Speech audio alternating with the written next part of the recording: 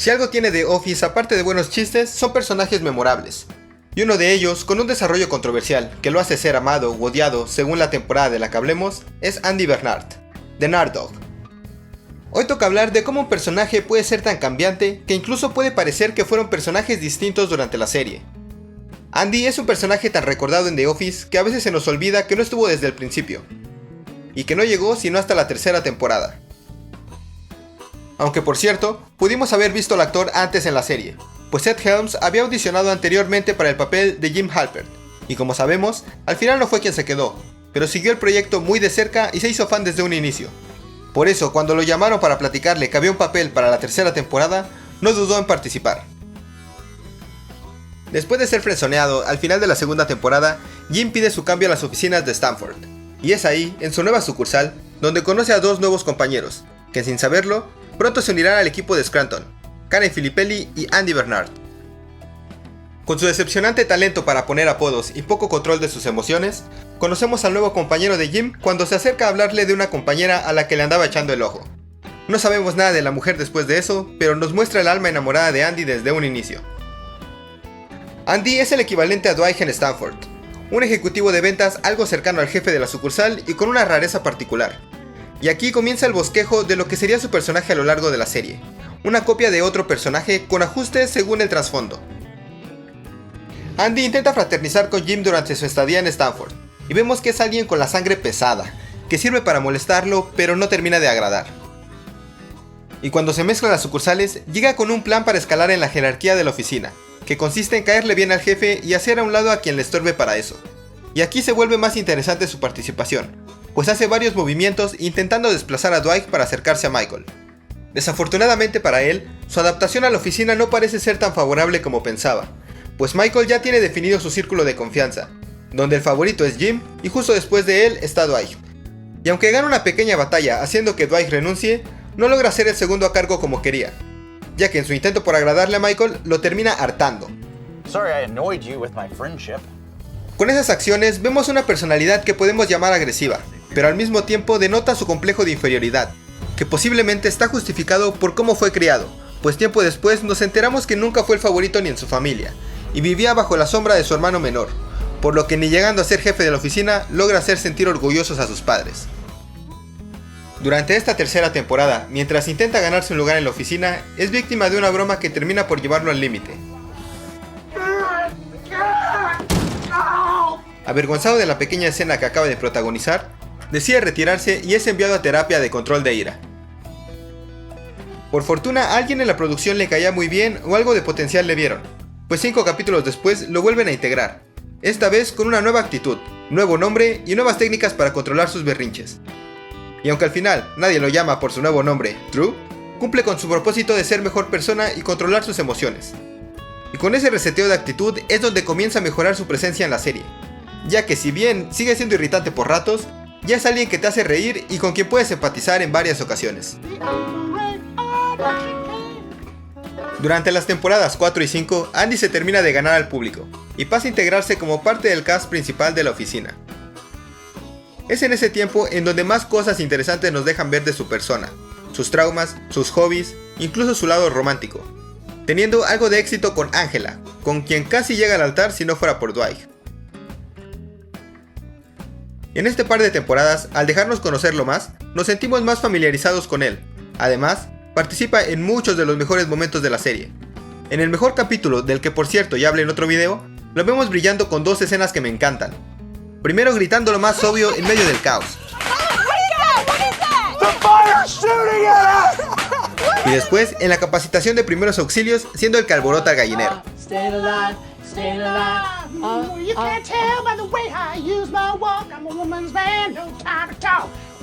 Durante este tiempo, Andy es un personaje único, que es algo tonto pero tiene chistes acorde a su personalidad, y un desarrollo que le hace justicia, pues a pesar de haber leído mal en su compromiso con Angela y la pelea con Dwight, termina por hacerse amigo de él y casi al final de la 6ª temporada llega su nueva conquista, la bella y simpática Erin, con quien tendrá una historia romántica intermitente por culpa de distintos factores. En la 6ª temporada, Andy deja atrás su faceta agresiva y empieza a fortalecer sus amistades con los demás en la oficina.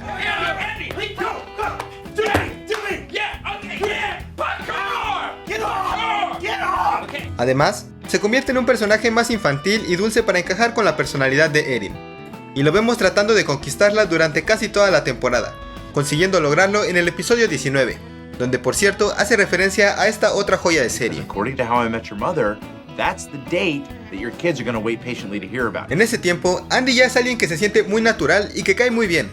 Podría decirse que es su mejor etapa. Desafortunadamente, no contarle mucho de su pasado a su nueva novia termina por arruinar lo que tenía, pues Erin se entera primero por otras personas que estuvo comprometido con Angela y decide terminar con él enfrente de todos. Con el fin de esa relación, veremos otra faceta del personaje, la cual comienza a dividir opiniones acerca de él. Durante la temporada 7, después de terminar con él, Erin, aunque no muy convencida, comienza a salir con Gabe, lo que deprime bastante a Andy y crea un triángulo amoroso entre ellos, donde incómodamente intenta recuperarla, siendo ese su arco principal de la temporada. Por suerte, además de llorar por Erin, lo vemos superarse profesionalmente y en sus pasiones, como el teatro y la música, gracias en parte a que forma una sólida amistad con Daryl. Recibiendo bastante foco durante muchos capítulos, se ve que era la apuesta fuerte de la producción.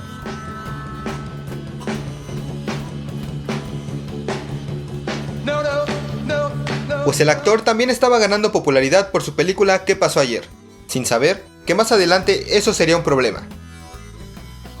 Como es bien sabido, Michael se va de la oficina casi al final de la 7ª temporada, que es donde comienza la caída de la serie.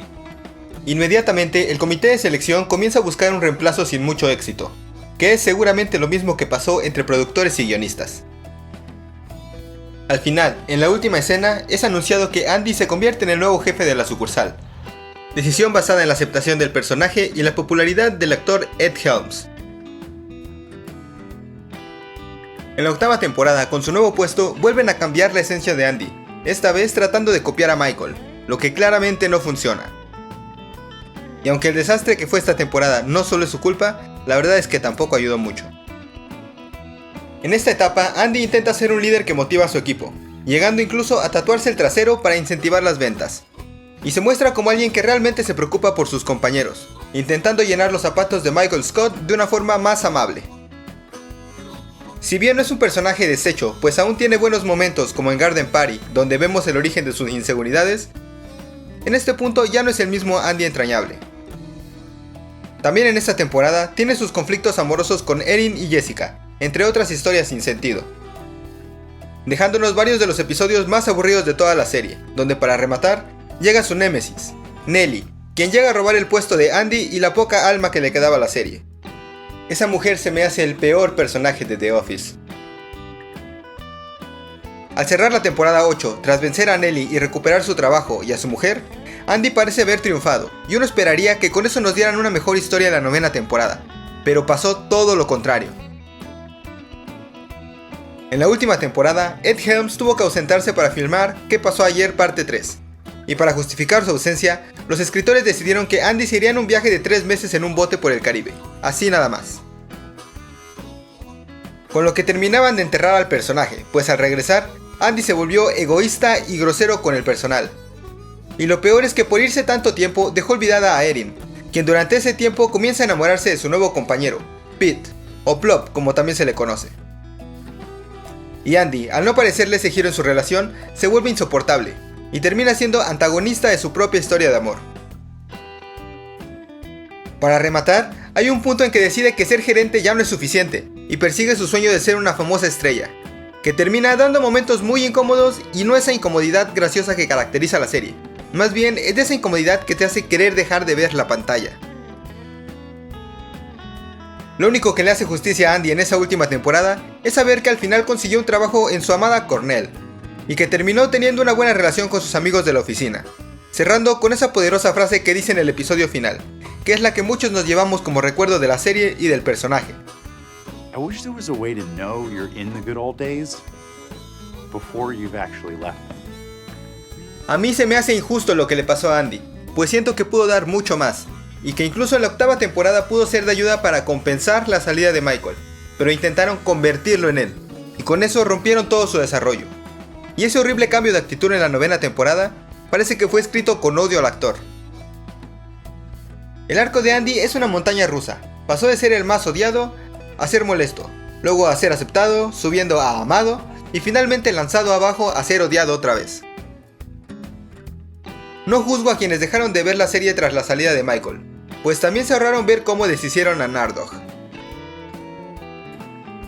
Al final, Andy fue un personaje con buenos momentos, pero también tratado injustamente. ¿Y tú, qué opinas del desarrollo de Andy? ¿Hay alguna escena en especial que te haya hecho apreciarlo?